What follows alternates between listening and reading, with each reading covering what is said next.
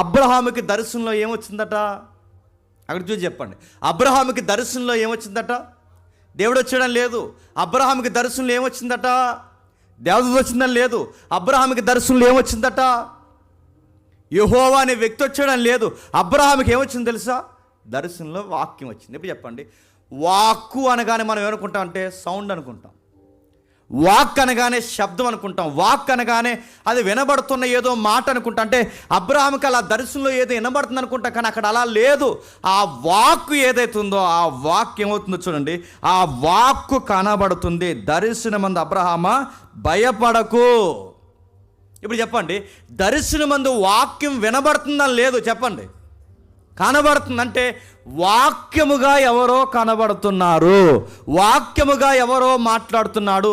ఆ వాక్యమైన వ్యక్తిత్వం గలవాడే చెబుతున్నాడు, భయపడకు, నీ కేడం నేనే, నీకు సంతానం ఇచ్చేవాడు నేనే. ఇలా రా, ఆ పైకి చూడు, ఆ నక్షత్రాలు ఎన్ని అవుతున్నావో అంత విస్తారమైన నక్షత్రాలు, అంత సంతానం నీకు ఇస్తాను. కింద ఇసుకరేణులు చూడు, ఎంత విస్తారమైన ఇసుకరేణులు ఉన్నాయో అంత సంతానం నీకు ఇస్తాను, ఎంత విస్తారమైన సంతానం నీకు ఇస్తానని ఆ వాక్కు మాట్లాడుతుందంటే ఎవరితో?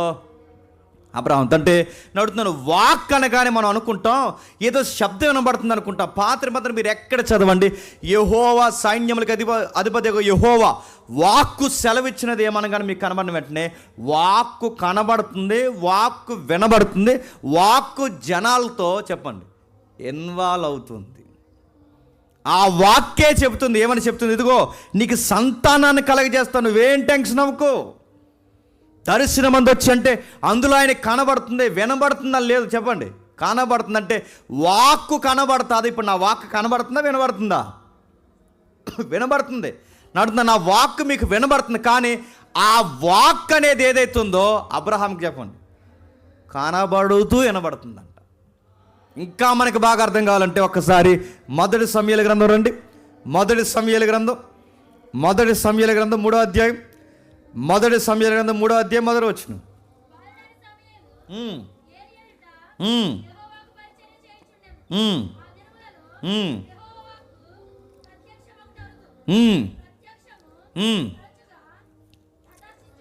మీరు అలా కట్ అని చదివితే మొత్తాన్ని కట్ అయిపోతుంది.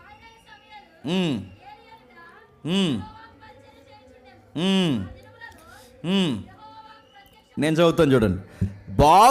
బాలుడైన సమూయేలు ఏలి ఎదుట యెహోవాకి పరిచర్య చేయుచుండెను. ఆ దినముల్లో యెహోవా వాక్కు ప్రత్యక్షమగుట అరుదు. బాగా వినాలి, ప్రత్యక్షమగుట అరుదు. ఎందుకు ఎక్కడ చదివి ఈ పదం? ప్రత్యక్షమగుట అరుదు. ఎక్కడా? ఎక్కడ చదివాం చెప్పండి? ఆయన యెహోవా వాక్కు ప్రత్యక్షమగుట అరుదు. ఎక్కడో చదివాం చెప్పండి? మీ మేకాలో చదివాం. పురాతన కాలం మొదలుకొని శాశ్వత కాలం వరకు చెప్పండి తనను తాను ప్రత్యక్షపరుచుకుంటూ వస్తున్నాడు. ఇప్పుడు చెప్పండి, ఈ ప్రత్యక్షత అనే పదం ఎవరికి సూట్ అవుతుంది? ఈ ప్రత్యక్షత అనే పదం ఎవరి దగ్గర నడుస్తుంది? ఈ ప్రత్యక్షత అనే పదం ఎవరి గురించి ప్రస్తావింపబడుతుంది? వాక్కును గురించి పూర్వం అంటే ఒక ఫ్రేమ్ వర్క్ నడుస్తుంది. ఆ ఫ్రేమ్ ఏంటంటే అబ్రహాం దగ్గర ఆ వాక్కు ప్రత్యక్షం అవుతుంది. ఇప్పుడు మరలా సమూయేలు దగ్గర కూడా ఆ వాక్యము చెప్పండి ప్రత్యక్షత అంటే ఏంటి చెప్పండి? ఇన్నాళ్ళకి ప్రత్యక్షమయ్యేవారు మాకంటే ఏంటి? కనబడ్డావని. ఎప్పుడురా మళ్ళీ నీ ప్రత్యక్షత అంటే ఏంటి చెప్పండి? కనబడతావు. ఎప్పుడు కనబడతావురని ఇన్నాళ్ళకి ప్రత్యక్షమై ఉంటుంది. దాని అర్థం ఏంటి? ఇప్పుడు కనబడుతున్నావు అంటే ప్రత్యక్షత అనగానే మనకేమర్థం అవుతుంది? కనబడుతున్నాడు అంటే ఈ వాక్కు ప్రత్యక్షం ఒకటి ఆగిపోయిందట. ఎందుకు? అప్పటికి ఏలీ కొడుకులు చాలా దుర్మార్గమైన పనులు చేస్తున్నారు. ఏలీ కుటుంబంలో మాంసానికి మరిగారు, లంచానికి మరిగారు. వాళ్ళ కుటుంబాన్ని యెహోవా మహిమ వదిలి వెళ్ళిపోయింది. ఎప్పుడైతే ఆ కుటుంబాన్ని దేవుని మహిమ వదిలి వెళ్ళిపోయిందో దేవుడు వాళ్ళతో మాట్లాడటం మానేశాడు. దేవుడు వాళ్ళతో మాట్లాడటం మానేసేసరికి ఆయన ప్రత్యక్షం అవడం కరువైపోయింది. ఆ టైంలో ఏలీ గారు నిద్రపోతున్నారు, సమూయేలు గారు నిద్రపోతున్నారు. ఇద్దరు మందిరంలో నిద్రపోతున్నారు. ఎందుకంటే వాళ్ళ జీవితాన్ని మందిరానికి అంకితం చేసిన యాజకులు వాళ్ళు. పెద్ద ఆయన అక్కడ నిద్రపోతున్నాడు, చిన్న ఆయన ఇక్కడ నిద్రపోతున్నాడు. ఆ నిద్రపోతున్న టైంలో యెహోవా వాక్కు మాట్లాడుతుంది సమూయేలు అని. మీకు అర్థమైతే భలే గమ్మత్తుగా అనిపిస్తుంది. సమూయేలు అని మాట్లాడుతుంది అంటే యెహోవా వాక్కు మాట్లాడుతుంది. సమూయేలు అనుకున్నాడు పెద్ద ఆయన కానీ పిలిచాడేమని. పెద్ద ఆయన దగ్గరికి వెళ్ళి అన్నాడు, పెద్ద ఆయన పిలిచారంటే నేను పిలవలేదు నాన్న. మళ్ళీ వెళ్ళిపోయాడు. సమూయేలు నిద్రపోయాడు. మళ్ళీ సమూయేలుని దేవుడు పిలిచాడు, సమూయేలు అని. మళ్ళీ వెళ్ళాడు, పెద్ద ఆయన పిలిచారని. మళ్ళీ అర్థం కాలేదు, మళ్ళీ పిలుస్తున్నాడు. సమూయేలు దగ్గరకు వచ్చి, సమూయేలు వచ్చి ఏలీ దగ్గర నిలబడ్డాడు. ఆ ఏలీ దగ్గర నిలబడినప్పుడు ఏలీ ఒక మాట అన్నాడు, ఈసారి నీకు ఆ స్వరం విన్నప్పుడు చిత్తం ప్రభువా, నీ సేవకుడు ఆలకిస్తున్నాడని రిప్లై ఇవ్వన్నాడు. ఇప్పుడు చెప్పండి, సమూయేలు నిద్రపోతుంటే వాక్కు ప్రత్యక్షమై పిలుస్తుందంటే, ఇప్పుడు చెప్పండి, ఇందాక అబ్రహాముకి దర్శనంలో వచ్చిన ఆ వాక్కే సమూయేలు దగ్గరకు వచ్చింది. ఇక్కడ సమూయేలు దగ్గర కనబడుతున్న ఈ వాక్కే అనంతమైన విశ్వాన్ని కలిగించింది. ఇక్కడ కనబడుతున్న ఈ వాక్కే ఏలీకి కనబడవలసిన ఆ వాక్కు సమూయేలు దగ్గర ప్రత్యక్షమై సమూయేలుని పిలుస్తుంది. ఇప్పుడు చెప్పండి, ఎవరో వాక్కు ప్రత్యక్షమవుతున్నారు. పురాతన కాలం నుంచి ఎవరో వాక్కుగా ప్రత్యక్షం అవుతున్నారు. ఆ వాక్కుగా ప్రత్యక్షమవుతున్న వాక్కు శబ్దము కాదు, సౌండ్ కాదు, అది బిరుదు. ఆ బిరుదుగున్న వ్యక్తి, వాక్యమైన బిరుదుగున్న వ్యక్తి ఎవరో కనబడుతున్నాడు. ఆ కనబడుతున్న ఆయన అబ్రహామును పిలుస్తున్నాడు. ఆ కనబడుతున్న ఆయన అబ్రహాముకి సంతానాన్ని ఇస్తా అన్నాడు. ఆ కనబడుతున్న వాక్కైన ఆయన నిద్రపోయిన సమూయేలును కూడా పిలుస్తున్నాడు.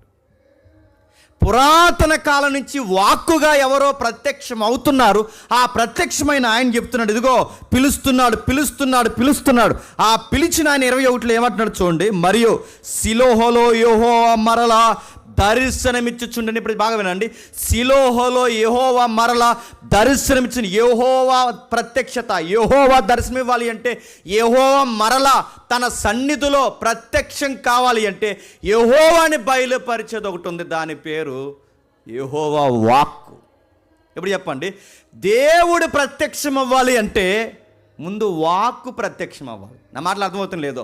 దేవుడు ప్రత్యక్షం అవ్వాలి అంటే ఆ దైవాన్ని బయలుపరిచే వాక్కు ప్రత్యక్షం అవ్వాలి. ఆ దైవం ఏం చెప్తుందో పురాతన కాలం నుంచి ఈ వాక్కు ప్రత్యక్షమై చెప్పాలి. అర్థమైన వాళ్ళు ఎప్పటికీ అర్థమై అంచనా వేస్తారు. నా మాట మీకు అర్థమవుతుందంటే, అదృశ్యుడైన పదం అర్థమవడానికి చెప్తున్నాను. అదృశ్యుడైన తండ్రి అయిన దేవుడు ఏంటో ఈ సొసైటీకి పూర్వకాలం నుంచి అర్థం కావాలి అంటే ఆయన బయలుపరిచే ఒక వాక్కు కావాలి. మీడియేటింగ్, మధ్యవర్తిత్వం చేసే ఒక వాక్కు కావాలి. ఆ వాక్కు ఏదైతే ఉందో ఆ వాక్కు ప్రజలకు ప్రత్యక్షమై ఆయన యొక్క ఉనికిని ఈ వాక్కు ప్రచురిస్తుందట. ఇదిగో ఇది అంటే పొదలో మోసేని పిలిచింది ఈ వాక్కే. బాగా వినండి, అబ్రహాము ఊరనే ఊరు నుంచి పిలిచి యుద్ధాలు చేసినప్పుడు నీకు బిడ్డల్ని ఇస్తానని ప్రత్యక్షపరిచి పిలిచింది ఈ వాక్కే. ఇప్పుడు సమూయేలుని పిలుస్తున్నది కూడా చెప్పండి ఈ వాక్కే. అంటే మనకు అడుగడుగున ఈ వాక్కు మనకి బయలుపరుస్తూనే ఉంది. ఇంకా మీకు బాగా అర్థం కావాలంటే, ఆయన కనబడుతున్న వ్యక్తిత్వంతోనే కనబడ్డాడు అన్నది మీకు అర్థం కావాలంటే ఒక్కసారి యెరెమీయా గారి దగ్గర రండి. యెరెమీయా గ్రంథం త్వరగా యెరెమీయా గ్రంథం నేను త్వరగానే ముగిస్తాను. యెరెమీయా గ్రంథము 1వ అధ్యాయం 4వ వచనం. యెరెమీయా గ్రంథం 1వ అధ్యాయం 4వ వచనం. యెహోవా వాక్కు నాకు ప్రత్యక్షమై నాకు ఇలాగూ సెలవిచ్చిన. మీకు ఏం అర్థమవుతుంది? పదే యెహోవా వాక్కు ప్రత్యక్షత, అబ్రహాము దగ్గర ప్రత్యక్షత, సమూయేలు దగ్గర ప్రత్యక్షత, మోసే దగ్గర ప్రత్యక్షత, అబ్రహాం దగ్గర ప్రత్యక్షత. అంటే ఈ ప్రత్యక్షతలో కనబడుతున్న ఈ యెహోవా వాక్ అందట గర్భం నుండి నిన్ను ప్రత్యేకపరిచి నిన్ను ఎరిగి తిని నీవు గర్భము నుండి బయలుపడక మునిపే నేను నిన్ను ప్రతిష్ఠి. ఇప్పుడు చూడండి, అబ్రహాం గారినేమో ఊరు నుండి పిలుస్తాడు, సమూయేలునేమో మందిరం నుండి పిలుస్తున్నాడు, యెరెమీయానేమో చెప్పండి గర్భం నుండి పిలుస్తున్నాడు. ఈ పిలుస్తున్న ఈ వాక్ ఎవరు? వాక్కుగా ప్రత్యక్షమవుతున్న ఈ వ్యక్తి ఎవరు? ఇంకా మీకు బాగా అర్థం కావాలంటే 9వ వచనం చదవండి ఒకసారి. అదే అధ్యాయం 5వ అధ్యాయం 9వ వచనం. అదే యెరెమీయా గ్రంథం 5వ అధ్యాయం 9వ వచనం. అదే యెరెమీయా గ్రంథం 5వ అధ్యాయం 9వ వచనం. క్షమించండి, 9వ వచనం. అప్పుడు యెహోవా చెయ్యి చాపి నా నోరు ముట్టి ఎలాగ చెప్పిన. యెహోవా వాక్కు చెయ్యి చాపి. ఇప్పుడు చెప్పండి, వాక్ ఏం చాపుతుందట? చెయ్యి చాపి. వాక్ ఏమంటుందట? గర్భం నుంచి పిలిచి అంటుందట. వాక్ ఏం చేస్తుందట? ఆయన చెయ్యి చాపి పట్టి. ఇప్పుడు చెప్పండి, వాక్కుకు చెయ్యేటి? వాక్కుకు వాక్కేంటి? వాక్కుకు దృశ్యం ఏంటి అంటే ఇది వాక్కుగా మనకు కనబడుతుంది, కానీ వాక్యముగా కనబడుతుంది. కానీ మనకు తెలియాల్సింది వాక్యంగా కనబడుతున్నది శబ్దము కాదు, వాక్యంగా కనబడుతున్నది ధ్వని కాదు, వాక్యంగా కనబడుతుంది ఏదో వినబడుతున్న సౌండ్ కాదు. వాక్ అనగానే మనకు కనబడవలసింది ఏంటి చెప్పిన? ఎవరో వాక్కుగా వ్యక్తిగా కనబడుతున్నారు. ఆ కనబడిన ఆయన అన్నాడు, నీ తల్లి గర్భం నుంచి నిన్ను ప్రత్యేకపరిచింది నేనే, నిన్ను పేరు పెట్టి పిలిచింది నేనే, నిన్ను ఆస్వాదకరంగా మార్చింది నేనే. నువ్వేం టెన్షన్ అవుతుంది, ఇదిగో నా చెయ్యి పెట్టి చెప్తున్నాను, నిన్ను నిలబెట్టింది నేనే.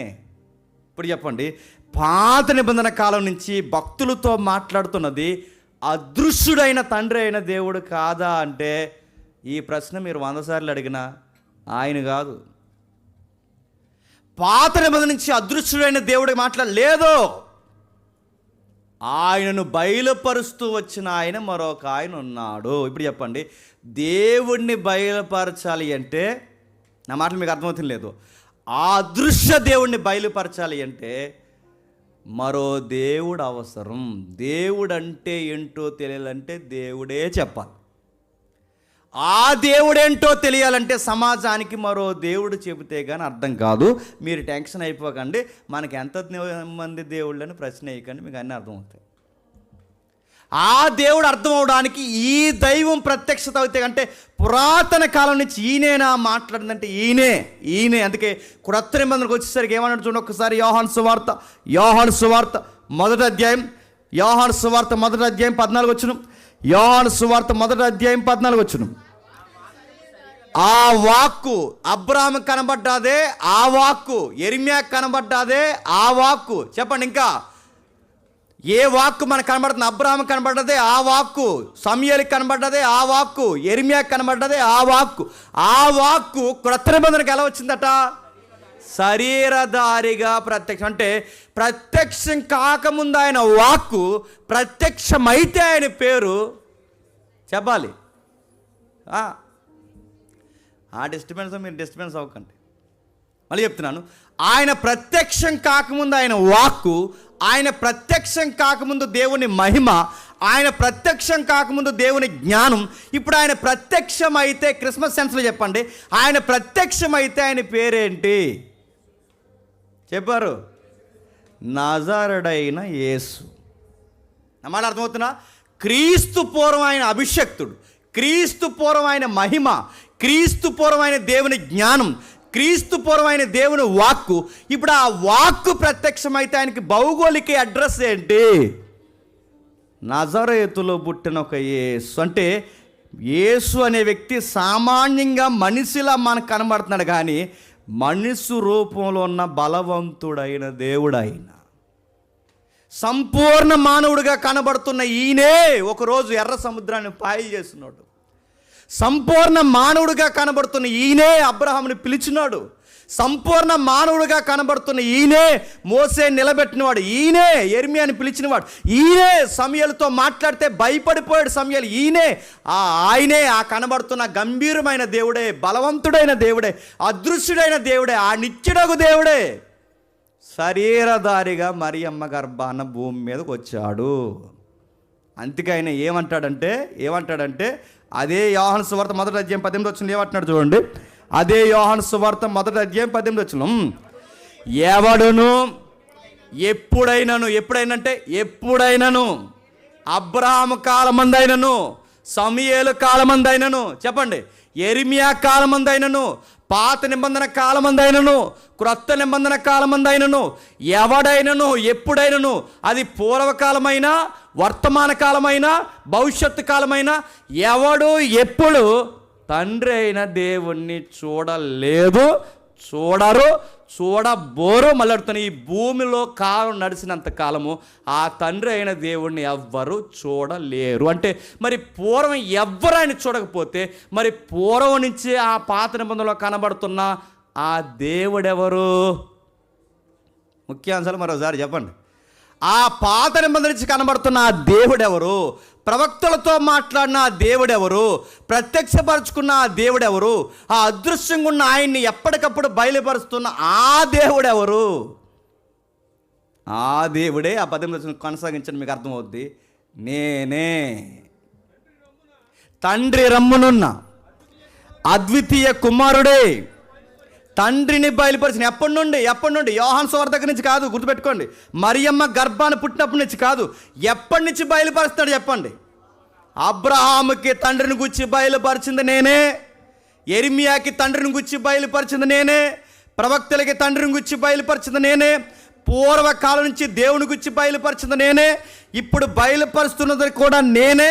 ఎప్పటికీ దేవుడు అంటే అర్థం కావాలి అంటే ఈ సమాజానికి బయలుపరిచేది ఒకే ఒక్కరు. ఆయన పేరు చెప్పండి, నజరేయుడైన యేసు. ఆయన అర్థం కాకపోతే ఎవరు అర్థం కాదు చెప్పండి? ఆయన అర్థం కాదు. అందుకే ఆ ఫుట్ నోట్లో ఒక మాట ఇచ్చారు చూడండి, ఆ 18 వచనంలో ఫుట్ నోట్లో, ఏక జనతైక కుమారుడైన అనేక ప్రాచీన ప్రతులలో అద్వితీయ దేవుడు. ఇప్పుడు చెప్పండి, అద్వితీయ దేవుడు. ఇప్పుడు చెప్పండి, దేవుణ్ణి చెప్పండి, చెప్పాలి. దేవుణ్ణి దేవుడే బయలుపరిచాడు. ఆ దేవుణ్ణి చెప్పండి, ఈ దేవుడు బయలుపరిచాడు. ఆ దేవుణ్ణి దేవుడు బయలుపరిస్తే కానీ దేవుడు అర్థం కాడు. ఒకరోజు పిలుపు అడిగాడు, మాకు తండ్రిని చూపించు అంటే, ఆ దేవుడిని చూపించు మాకంటే, అప్పుడు అన్నాడు, ఈ దేవుడు నీకు అర్థమైతే చెప్పండి, ఆ దేవుడు నీకు అర్థమవుతాడు. ఎంతకాలం నీతో ఉన్నాను, దేవుడు అంటే నీకు అర్థం కాలేదా అని అడిగాడు. ఇప్పుడు మీకు డౌట్ రావచ్చు, అంటే మనకు ముగ్గురు దేవుళ్ళ అని. కానీ బైబిల్ ఎక్కడ ముగ్గురు దేవుళ్ళని లేదు, ఒక్కడే దేవుడు. మరి ఒక్కడే దేవుడు అయితే మళ్ళీ డౌటు, ఆయన ఈయన, ఈయన ఆయన, ఆయన ఈయన అంటే ఆయన ఈయన కాదు, ఈయన ఆయన కాదు, ఆయన ఈయన అయిపోలేదు. అదృశ్య దేవుడే కుమారుడు అయిపోలేదు, కుమారుడే పరిశుద్ధాత్ముడు అయిపోలేదు. మరి అలా కాకపోతే మరి ముగ్గురు దేవుళ్ళు అంటే ముగ్గురు దేవుళ్ళు కాదు. అదేంటి? అదే బైబిల్ దైవత్వం. బైబిల్ దైవత్వంతో ఉన్న గొడవ ఏంటి చెప్తున్నా? ఇలాంటి మెసేజ్లు ఎన్ని చెప్పినా అర్థమవుతుందో లేదో నాకు తెలియదు, కానీ నీకు ఆయన వచ్చి నన్ను నేను వీడికి బయలుపరుచుకోవాలనుకుంటే తప్ప ఆయన నీకు అర్థం కాదు. అదే బైబిల్ దైవత్వం. నీకెంత చెప్పినా నీకు అర్థం కావట్లేదంటే నేను మళ్ళీ చెప్తాను, దేవుడు ఎవరినైతే ఆకర్షిస్తాడో, తనను తాను ఎవరికైతే బయలుపరుచుకుంటాడో, ఆయన బయలుపరుచుకుంటే తప్ప ఆయన నీకు అర్థం కాడు. అప్పటి వరకు నీకు తజ్జిన భజ్జనగా ఉంటుంది, ఏదో అర్థమైన ఉంటుంది, అర్థం కాదు. ఎందుకంటే నువ్వు ఆయన దగ్గర లేకపోతున్నావు, ఆయన బయలుపరచుకోలేకపోతున్నావు. ఇప్పుడు ప్రశ్న ఎంతో కొంత అర్థం చేసుకునే ప్రయత్నం చేద్దాం.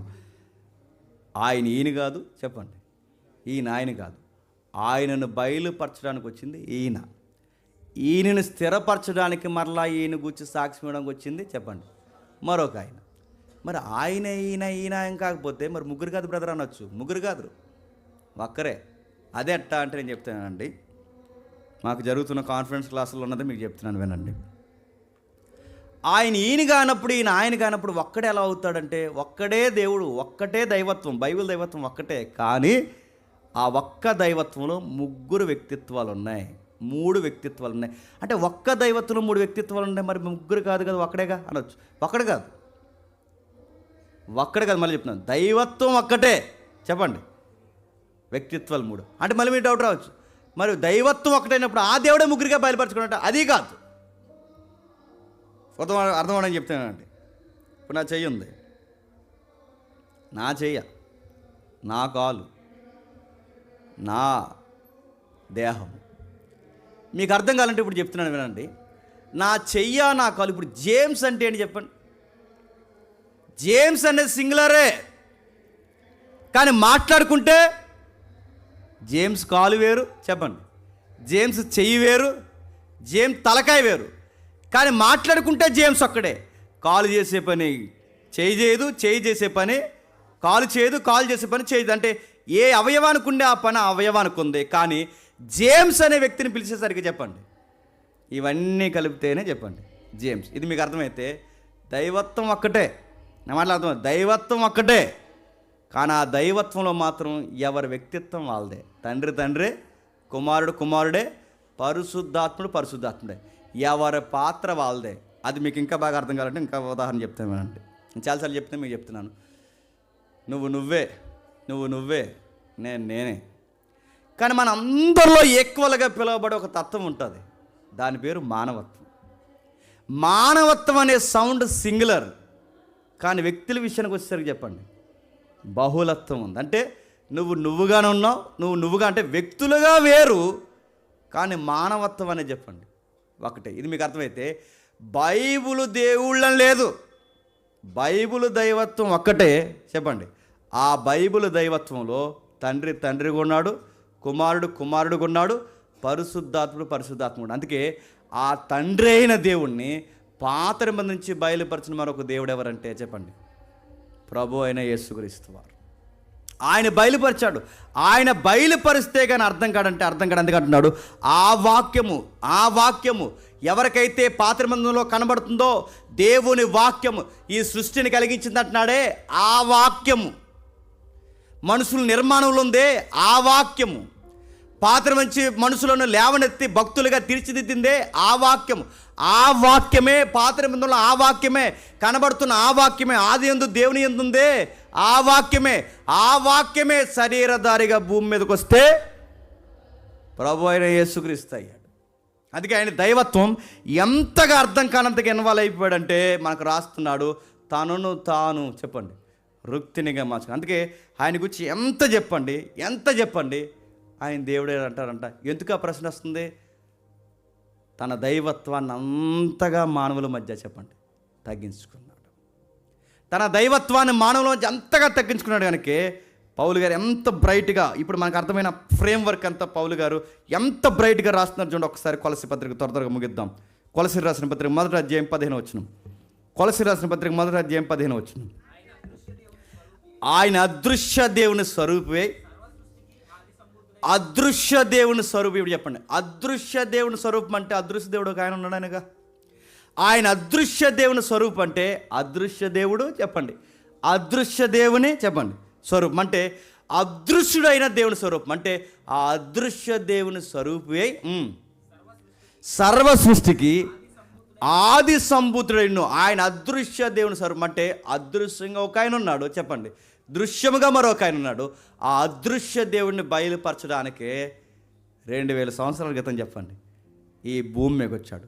ఆ వచ్చిన సందర్భాలనే ఈ క్రిస్మస్ సెలబ్రేషన్లో చెప్పండి మనం జ్ఞాపకం చేసుకుంటున్నాం. క్రీస్తు అంటే ఏంటంటే గుర్తుపెట్టుకోండి, సంపూర్ణ మానవుడిగా కనబడుతున్న మరొక గుర్తులో సంపూర్ణమైన దేవుడు. ఇప్పుడు మీకు డౌట్ రావాలి, ఎందుకు సంపూర్ణమైన మానవుడిగా రావాల్సి వచ్చింది? దేవుడికి మనకినట రగడుందంట, దేవుడికి మనకి శత్రుత్వం ఉందంట, దేవునికి మనకి పడనంత అగాధం ఉందట. మన సాక్షాత్తు ఎవరికి శత్రులం అంటే దేవునికి శత్రులం అంట. ఆ రోమపత్రిక అంతా మనకు అదే కనబడుతుంది. ఆ రోమపత్రికలో మనం దేవునికి శత్రులమై ఉండి, ఇప్పుడు చెప్పండి దేవుడే మనకు శత్రువు అయితే, ఇప్పుడు ఆ శత్రువు దేవుడు మనకు శత్రువు అయితే, మనం దేవునికి శత్రువు అయితే, ఈ శత్రువు మిత్రులు అవ్వాలి అంటే ఒక మీడియేటర్ ఉండాలి. దేవుడితో దేవుడిగా మాట్లాడాలి చెప్పండి, మానవుడితో మానవుడిగా మాట్లాడాలి, మానవుడి తరపున మానవుడుగాను దేవుడి తరపున దేవుడిగా మాట్లాడి ఇద్దరినే సంధి చేసి ఒక మధ్యవర్తి కావాలి. ఎవరైనా పరిశుద్ధాత్మ దేవుడు, అలాగే చెప్పండి ప్రభు అయిన యేసుక్రీస్తు వారు. వీళ్ళ మీడియేటింగ్ చేయడానికి వచ్చారు. అందుకే అటువైపు దేవుని చేయబట్టుకున్నాడు ఎవరు? ప్రభు అయిన యేసుక్రీస్తు వారు. ఇటువైపు మానవుని చేయబట్టుకున్నాడు, 2 చేతులు కలిపాడు. సర్వోన్నతమైన స్థలంలో ఆయనకి మహిమ కలగడానికి భూమి మీద మనకి చెప్పండి సమాధానం కలగజేయడానికి 2000 సంవత్సరాల క్రితం పుట్టాడు. యేసుక్రీస్తు వారు ఎందుకు పుట్టాడంటే దేవుడితో శత్రుత్వం పోగొట్టడానికి పుట్టాడు. యేసుక్రీస్తు వారు ఎందుకు పుట్టాడంటే దేవుని చేయబట్టుకుని మన చేతుల్లో దేవుడు చేయబెట్టడానికి పుట్టాడు. యేసుక్రీస్తు వారు ఎందుకు పుట్టాడంటే మనల్ని సమాధానపరచడానికి పుట్టాడు. యేసుక్రీస్తు వారు ఎందుకు పుట్టాడంటే పతనమైపోయిన మానవుల్ని నిలబడ్డానికి అర్హత లేని మనల్ని తీసుకెళ్లే దేవుడు ఆయన ఎదుట నిలబెట్టడానికి దేవుడే మానవుడిగా రావాల్సి వచ్చింది. అందుకే మేక గారు అంటున్నారు, పురాతన కాలం నుంచి తనను తాను బయలుపరుచుకుంటూ వచ్చాడు. శాశ్వత కాలం వరకు ఆయన బయలుపరుచుకుంటున్నాడు. పురాతన కాలం నుంచి ఎలా బయలుపరుచుకున్నాడు అంటే ఇదిగో ఆ అబ్రహాంకి దర్శనంలో బయలుపరుచుకున్నాడు. అబ్రహాంకి పలుమార్లు కనబడ్డాడు, మోసే కనబడ్డాడు, యెరెమీయా కనబడ్డాడు, సమూయేలు కనబడ్డాడు. వీళ్ళందరికీ పురాతనమైన కాలం నుంచి బయలుపరుస్తూనే ఉన్నాడు. ఆ కనబడినవాడు ఇప్పుడు శరీరుడిగా బెత్లెహేము ఎఫ్రాతా నీలో పుట్టబోతున్నాడు. ఆయన శాశ్వత కాలం నుంచి కనబడుతూనే ఉన్నాడు, పురాతనమైన కాలం నుంచి ఆయన కనబడుతూనే ఉన్నాడు. ఆ కనబడుతూ నానా విధాలుగా నానా సమయాల్లో తనను తాను బయలుపరుచుకున్న ఆయన ఈ దినముల అంతమందు కన్యమరి గర్భం ద్వారా చెప్పండి భూమి మీదకి వచ్చాడు. తనను తాను బయలుపరుచుకున్నాడు, మాట్లాడుకున్నాడు. ఇది క్రిస్మస్ పర్పస్ అంటే దేవుడు మనతో సంధి చేసుకోవడానికి దేవుడే భూమి మీదకి వచ్చాడు. ఆ దేవుడితో ఈ దేవుడు మనతో సంధి కుదర్చడానికి మన పక్షాన మానవుడాడు. ఇది కదా క్రిస్మస్ వర్తమానం అంటే. ఇది కదా క్రీస్తు దైవత్వాన్ని గురించి మనం నేర్చుకోవాల్సింది. ఇది అర్థమైందా? ఇది లేదు. ఎయిర్పోర్ట్లు కానీ, బస్ స్టాండ్లు కానీ, బట్టల షాపులు కానీ, ఇప్పుడు ఈ సీజన్ అంతా మీరు ఎక్కడ చూడండి, స్టార్లు, క్రిస్మస్ చెట్లు, ఈ మధ్య జింకలు, ఇంకా చెప్పండి క్రిస్మస్ తాత, ఆయన క్యాప్, ఇవన్నీ కనబడతాయి. కానీ ఎవరు కనబడరు చెప్పనా? క్రీస్తు కనబడతాయి. చెట్లు కనబడుతున్నాయి, స్టార్స్ కనబడుతున్నాయి, జింకలు కనబడుతున్నాయి, అన్నీ కనబడతాయి. క్రీస్తు కనబడు. ఒకవేళ క్రీస్తు కనబడినా ఆయన దైవంగా అర్థం చేసుకోవడం చెప్పండి ఎక్కడ కనబడదు. అందుకే ఆయన అర్థం చేసుకోవాల్సిన విధంగా అర్థం చేసుకోలేకపోయారు. ఆయన ఎలా అర్థం చేసుకున్నారంటే ఆయనకే పుట్టినరోజు చేసేంత భక్తులు అయిపోయారు అంతే. అందుకే ఆయన కేక్ తెచ్చారు. ఎన్ని అడుగుల కేక్ అంటే 18 అడుగులు కేక్ తెచ్చారట. ఈ కేకులో మొక్క ఎట్టలేదని సంఘ పెద్దలో పాస్టర్ గారు కొట్టేసుకున్నారు. ఇది క్రిస్మస్. పాడకపోతే కొట్టేసుకుంటారు, వాక్యం ఇవ్వకపోతే కొట్టేసుకుంటారు, కేక్ మొక్క ఎట్టకపోతే కొట్టేసుకుంటారు. అడుగుతున్నారు అసలు యేసు ప్రభు ఎంత ఎలా వచ్చాడో మనకేమైనా అర్థం అవ్వలేదు. ఆ దేవుడు తగ్గించుకుని భూమి మీదకి మానవుడికి వస్తే ఆయనకి మనం ఇచ్చిన సన్మానం ఏంటి చెప్పనా? దేవుడిని సిలువేసి చంపేసాం. గుర్తుపెట్టుకో, దేవుడు భూమి మీదకి వస్తే ఆ దేవుడిని సిలువేసి చంపేసామనే పదం కన్నా మన చేతుల్లో చనిపోవడానికి ఆయన ఇష్టపడ్డాడు, చనిపోయాడు. దేవుణ్ణి బాగా వినండి, నిబంధన మీరేస్తాం, అద్దులు దాటేస్తాం, ఆ దేవుడిని చంపేస్తాం. మనం చేసిన నేరాలని మనం అనుభవించడానికి బదులు ఆ దేవుడి మీద నెట్టేస్తాం. ఆయన భుజాల మీద వేసుకున్నాడు. ఆయన సంపూర్ణ దేవుడు కనుకే ఈ ప్రపంచ మానవులందరి పాపాలు చెప్పండి ఆయన మీద వేసుకోవడానికి అర్హత కలిగిన మానవుడిగా ఈ భూమికి వచ్చాడు. ఇది రాస్తున్నాడు మత్తయ్య. ఏమని? యోధా బెత్లెహేమా, నువ్వెంత మాత్రం అల్పమైన దానివి కాదు, ఇశ్రాయేలును పరిపాలించు అధిపతి. ఆ యెషయా చెప్పాడే ఆ అధిపతి, పురాతన కాలం నుంచి ప్రవక్తలు చెప్పారే ఆ అధిపతి నీలోనే పుట్టబోతున్నాడు. ఆయన పురాతన కాలం నుంచి చెప్పండి తనను తాను ప్రత్యక్షపరుచుకుంటూ వచ్చాడు. కలలో ప్రత్యక్షపరుచుకున్నాడు, బహిరంగంగా ప్రత్యక్షపరుచుకున్నాడు, మార్గాల్లో కనబడ్డాడు, వారితో మాట్లాడుతూ వచ్చాడు. ఆది కాలం నుంచి సృష్టి క్రమం నుంచి తనను తాను బయలుపరుచుకుంటూ వచ్చాడు. ఆ బయలుపరుచుకున్నవాడు శరీర రీతిగా ఇళ్ళలోనికి సంచరించాడు. ఆయన తను తాను బయలుపరచుకోకపోతే అడుగుతున్నాను, దేవుడు అంటే ఏంటో మనకి ఎప్పటికైనా అర్థమవుద్దా? యేసు ప్రభు పురాతన కాలం నుంచి మానవులతో మాట్లాడకపోతే ఎప్పటికీ పెద్ద ప్రశ్న ఏంటి చెప్పనా? దేవుడు అంటే ఏంటో అర్థమవుతుంది. పూర్వకాలం దేవుడు అంటే ఏంటో అర్థమవుదు, క్రొత్త నిబంధనలోనూ దేవుడు అంటే అర్థమవుదు. ఇటు పూర్వకాలం ఉన్న మనుషులకి, ఇటు క్రొత్త నిబంధన మనుషులకి, ఇరువురికి దేవుడిని బయలుపరిచి దేవుడు అంటే ఇది అని అర్థమయ్యేలా బోధించింది ఎవరు చెప్పండి? యేసుక్రీస్తు లేకపోతే ఎవరికి దేవుడు అంటే అర్థం కాదు. మోసే ఒక రోజు అడుగుతాడు, ఏమనంటే, దేవా నిన్ను నాకు చూడాలని ఉంది, ఒకసారి నాకు కనబరచు అంటే అప్పుడు దేవుడు అంటాడు, నువ్వు నన్ను చూస్తే చెప్పండి చచ్చిపోతావు అంటాడు. మరి అలా ప్రభు అంటే నువ్వు నన్ను చూడాలి అంతేగా, నన్నేగా చూడాలి, నా మహిమను చూస్తాను. నా మహిమను చూస్తే ఎవరిని చూసినట్టు? నన్ను చూసినట్టు. ఇప్పుడు చెప్పండి, బైబిల్లో దేవుని మహిమ అంటే ఎవరు? యేసుక్రీస్తు. ఇప్పుడు మోసే బండ సందుల నుండి చూసింది ఎవరిని? యేసుక్రీస్తు వారిని. మీరు ఎక్కడ చూడండి, పూర్వం నుంచి ఈయన ప్రత్యక్షమవుతూనే వచ్చాడు. దూతగా ప్రత్యక్షమయ్యాడు, మహిమగా ప్రత్యక్షమయ్యాడు, నడిచే నాయకుడిగా ప్రత్యక్షమయ్యాడు, బండగా ప్రత్యక్షమయ్యాడు, చివరికి దర్శనంలో వాక్కుగా ప్రత్యక్షమయ్యాడు. తనను తాను బయలుపరుచుకున్నాడు. అంత గంభీరమైన దేవుడు, సృష్టిని కలిగించిన దేవుడు, ఎర్ర సముద్రాన్ని పాయలు చేసిన దేవుడు, మన్నాను కురిపించిన దేవుడు, బలవంతుడైన దేవుడు పశువుల పాకలో అమాయకుడిగా పరుండ పెట్టబడ్డానికి ఇష్టపడ్డాడు. మట్టి బొమ్మలతో చేయబడిన ఈ మనుషుల మధ్యకి మట్టి ఆకారంగానే రావడానికి ఇష్టపడ్డాడు. వీళ్ళ చేత ఉమ్ములేంచుకోవడానికి రాబడ్డాడు. దేవుడు భూమి మీదకి వచ్చి మానవుడిగా పిలువబడుతూ తృణీకరింపబడ్డానికి, ఉమ్ములేంచుకోవడానికి, ఇలాంటి తృణీకరణ గురవడానికి ఇష్టపడ్డాడు. ఎందుకు ప్రభు అంటే మనం ఏ పొజిషన్లో నాశనం అయిపోతున్నామో సృష్టించిన వాడికి తప్ప సృష్టింపబడిన మనకి చెప్పండి తెలియదు. అందుకే మన బాధ ఏంటో ఆయన అర్థం చేసుకున్నాడు, మన ప్రమాదం ఏంటో ఆయన అర్థం చేసుకున్నాడు.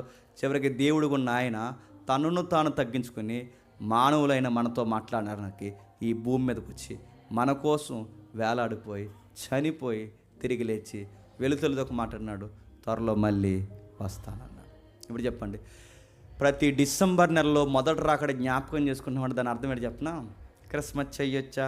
ఈ పండితులు ఎక్కువైపోయారు ఈ మధ్య. క్రిస్మస్ చెయ్యొచ్చా? నువ్వు క్రీస్తు జ్ఞాపకం చేసుకునే మంచి నెల, అన్ని నెలలు జ్ఞాపకం చేసుకో, ఈ నెల నువ్వు జ్ఞాపకం చేసుకో, నీతో పాటు ఇరుగు పొరుగు వారికి మరింత బ్రైట్గా జ్ఞాపకం చేసే నెల ఇది. నడుతున్నాను, నువ్వు క్రిస్మస్ చేయవు, మేము క్రిస్మస్ చేయవు, నువ్వు క్రిస్మసే కదా, నువ్వేమీ చేయవు మాకు తెలుసు, నువ్వు దేవుని కోసం ఏమీ ఎరగదీవు మాకు తెలుసు. నువ్వు మహా అయితే ఏదైనా చేస్తే ₹10 పులిహార పట్లం పంచి ₹100 పబ్లిసిటీ చేస్తావు, మాకు తెలుసు నువ్వేం చేస్తావు, అదే కదా నువ్వు చేసేది. క్రిస్మస్ నడుతున్నావు. లాస్ట్ ఇయర్ మనం చెప్పాం, గుర్తుందా? క్రిస్మస్ ఎలా వచ్చింది, దాని ఆరిజిన్ ఏంటి, క్యాండిల్స్ ఏంటి, ఎవరైతే శాంటాక్లాస్ ఏంటి, అన్నీ మాట్లాడుకున్నాం. ఇవన్నీ ఆ నైషియా కౌన్సిల్ పెద్దలు కూడా తెలుసు, నా మాట అర్థమవుతుందో లేదో. అయినను ప్రజలకి ఇది సాంప్రదాయంగా వచ్చింది కనుక ఈ విషయంలో అయినా దేవుడిని జ్ఞాపకం చేసుకుని ఎంత అయినా మంచిదని ఎలా చేయాలో కొన్ని రూల్స్ పెట్టి జరిగించాను, కానీ జాగ్రత్త అని చెప్పాడు. ఇప్పుడు చెప్పండి, క్రిస్మస్ చేసేవాడి దగ్గరికి వెళ్ళి ఆడి మొహం మీద వేలెట్టి నువ్వు క్రిస్మస్ చేయకూడదంటే, అలా చెప్పే కన్నా అదే వేదిక దగ్గర నిలబడి క్రీస్తు ఇంతకు పుట్టాడని చెప్తే ఆ చేసేవాడికి అర్థమవుద్ది. చెప్పండి, నువ్వు బోధించినది నీకు తృప్తి ఉంటుంది, అన్ని విధాలుగా ఆశీర్వాదకరంగా ఉంటుంది. మనం వెళ్ళటం చెప్పిన కొండ నాలుగు మందేసి చెప్పండి, మొన్న నాలుగు బీగేసామంట. మన పరిసరాలు అలా ఏడిసినాయి.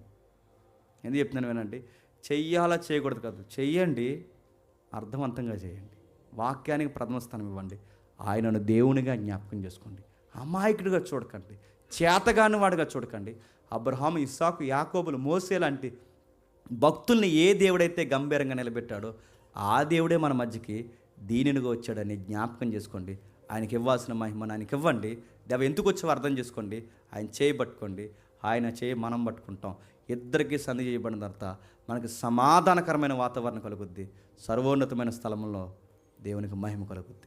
అందుకే అబ్రహాంతో మాట్లాడిన దేవుడు, కుమారుడైన దేవుడు తన ప్రజలతో అన్నాడు, మీ అయ్యా నన్ను అప్పుడు చూశాడులే అన్నాడు.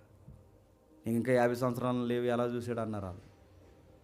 పురాతన కాలం నుంచి నేను ప్రత్యక్షమవుతూ వచ్చానులే, ఇంకా 50 సంవత్సరాలు 30 సంవత్సరాల లోపు ఉన్నాయి, నువ్వు ఎలా చూసావంటే వాళ్ళు ఏమనుకుంటున్నారంటే ఎంతసేపు యేసుప్రభు వారిని వడ్రంగి, చెప్పండి, వడ్లవాని కుమారుడు, నజరేతులో పుట్టినోడని ఇలానే అనుకుంటున్నారు. ఆ రోజు వాళ్ళు అలా అనుకున్నారు, ఆయన అలాగే పరిచయం చేశారు. ఈరోజు ఏమనుకుంటున్నారంటే ఇంకా తొట్టులోనే ఉన్నారు అనుకుంటున్నారు. ఈరోజు ఏమనుకుంటున్నారంటే ఇంకా ఆయనకి పొత్తుకోట్లు లేవని ఇంకా ఆయన ఎలాగే వేసుకోడని ఇలా కొత్త బట్టలు వేసుకుని తిరుగుతున్నారు. ఈ రోజుకి అలాగే చూస్తున్నారు. ఆ రోజు అర్థమయ్యేలాగా ఆయన మధ్యకి వస్తే ఆయన్ని అర్థం చేసుకోలేదు, ఈ రోజుకైనా అర్థం చేసుకుంటున్నారంటే ఈ రోజుకి ఇంకా ఆయన ఎలా చూస్తున్నారు చెప్పండి. ఆ నజరేతు యువకుడుగానే ఆయన చూస్తున్నారు. అందుకే ఆయన వచ్చాడు, వెళ్ళిపోయాడు, బయలుపరుచుకున్నాడు. ఇప్పుడు మనకు అర్థం కావాల్సింది, ఆయన సాక్షాత్తు సంపూర్ణ దేవుడు, సంపూర్ణ మానవుడు, మన కోసం ఇళ్ళలోకి వచ్చిన గొప్ప దేవుడు. అందుకే ఆయన పురాతన కాలం నుంచి బయలుపరుచుకున్న దేవుడే దీనుడిగా భూమికి వచ్చాడు. అట్టి ధన్యత దేవుడు మనకు కలగజేసినందుకు మనం ఎంత ధన్యం చెప్పండి. టైం లేదు కనుక నేను ముగిస్తున్నాను.